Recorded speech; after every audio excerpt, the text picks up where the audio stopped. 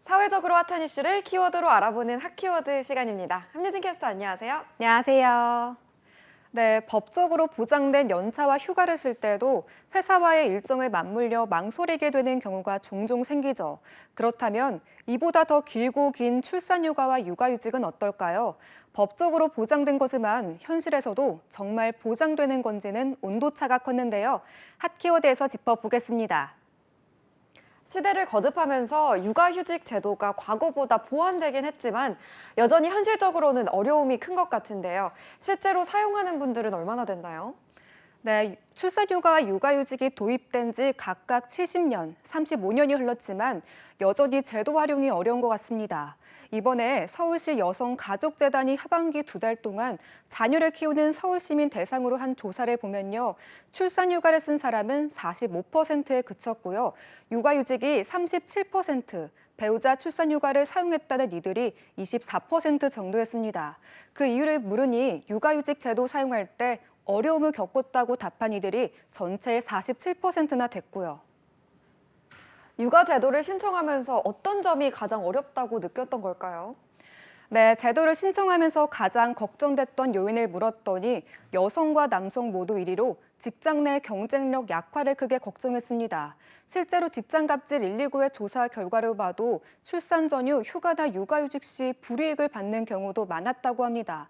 다음으로는 동료들의 업무 부담이나 사용기간 소득 감소 등이 차지했는데요. 이렇게 남녀 모두 육아휴직 제도 사용에 부담을 느끼고 있었지만요.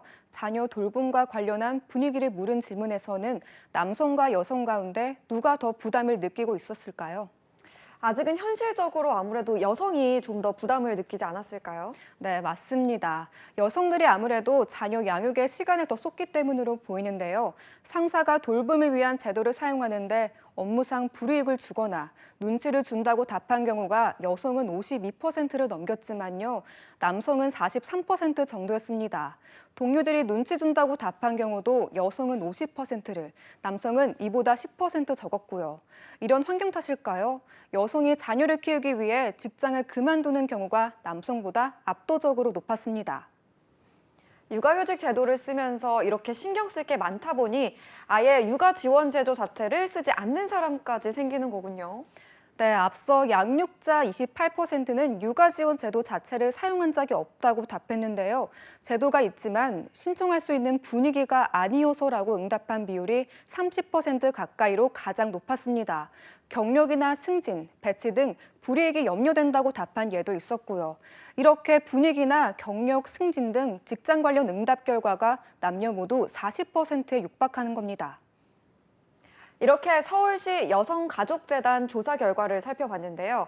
아이를 키우는 게 가치 있는 일이지만 현실은 정말 녹록지 않은 것 같습니다. 네, 맞습니다. 자녀를 키우는 부모들이 직장에 해당 제도가 있더라도 신청 못하는 경우도 많고 신청하는 과정에서도 절반 가까이가 어려움을 겪고 있는 건데요. 특히 여성들은 육아휴직 등 제도를 사용하고 직장에 복귀하면 적응에 어려움을 겪는 비율도 남성보다 높았죠. 결국 경력 단절 여성이 늘어나는 이유인 겁니다. 눈치 보지 않고 이런 육아 제도를 활용하려면 우선적으로 가장 필요한 건 무엇일까요? 네, 대기업이나 공공기관의 경우 남성 육아휴직자도 해마다 늘어나고 있지만요. 어느 정도 정착되고 있는데 이번 조사에서 보면 본인이 다니는 직장에 이런 제도가 있는지 잘 모르겠다고 답한 경우도 많았습니다.